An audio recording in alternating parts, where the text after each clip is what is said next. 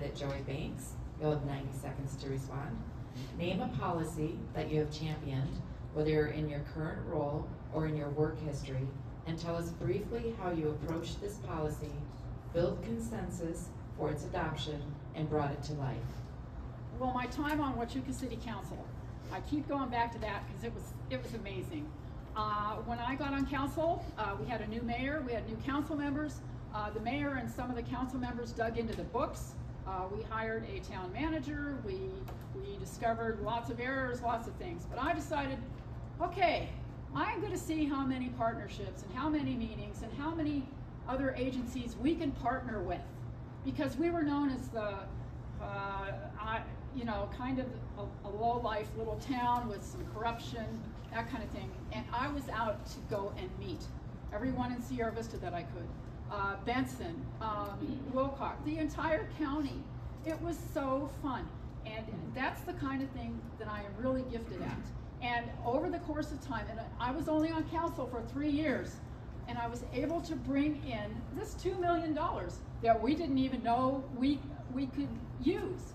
But now there's roads in Huachuca City being fixed, there's pathways being built, there's a community garden, and there's rainwater catchment tanks on the library. There's 4 of them. And I want to see that happen across Cochise County.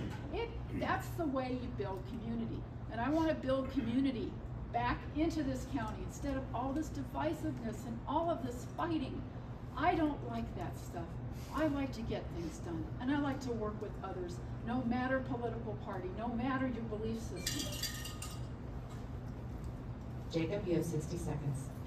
I think the policy that I've championed that would show what I've done is probably community policing. Now, in 2012, 2011, 2012, the current sheriff and I were working the road at night, and we got to talking, and I told him about an issue that I saw in the agriculture community, and a little bit of disconnect between the sheriff's office and the agriculture community.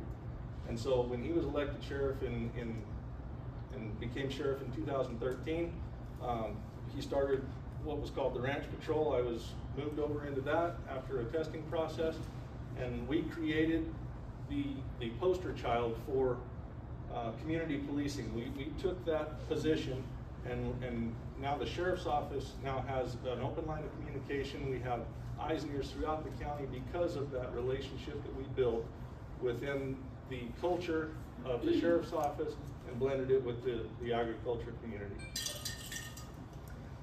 Frank, you have 60 seconds to respond. I would think probably the biggest policy challenge I ever had in my the political side of my experience had to be the 2012 budget when I was the Senate Majority Whip. If anybody thinks it's easy to get 16 senators, 31 representatives, and a governor to agree on something, you got another think of it. It is one of the most difficult things I ever had to do, was get alignment between the House and the Senate and the governor to get that budget out in 2012. We had to balance tax policy, we had to budget balance cuts to various state agencies and governments, look at reducing the size of state government, getting other sources of revenue, and getting that all into a document, and then getting the votes and the signature of the governor to make that happen.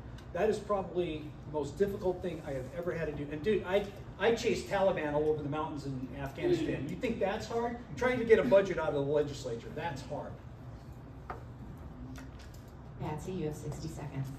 So my years of teaching were some of the best years and most memorable. I don't know if any of you remember the Red for Ed that when the teachers went on strike. So at that time I was teaching out in Bowie, who was the forgotten school district. Really, really tough, really difficult to teach there. I kept going back to Bowie every year. It was just, I guess, a calling maybe.